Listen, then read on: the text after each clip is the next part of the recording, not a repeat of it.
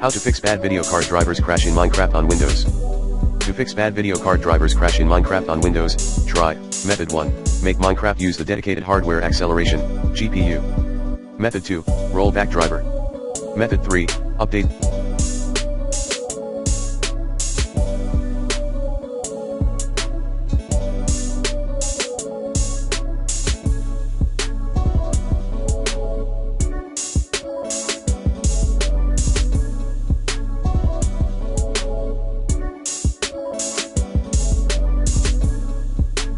Video driver manually. Method 4. Update.